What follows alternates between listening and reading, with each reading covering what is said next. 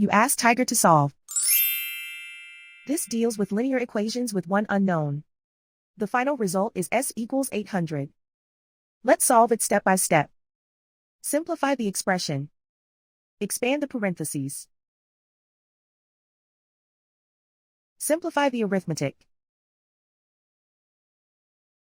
Break up the fraction. Group all our terms on the left side of the equation. Subtract 2/3 from both sides. Group the coefficients. Find the lowest common denominator. Multiply the denominators. Multiply the numerators.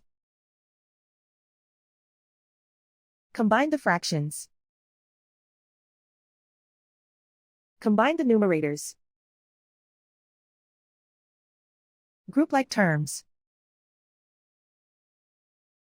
Combine the fractions.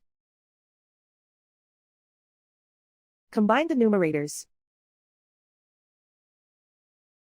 Reduce the zero numerator. Simplify the arithmetic. Isolate the r. Multiply both sides by inverse fraction 15/-4. Move the negative sign from the denominator to the numerator. Group like terms. Multiply the coefficients. Simplify the arithmetic.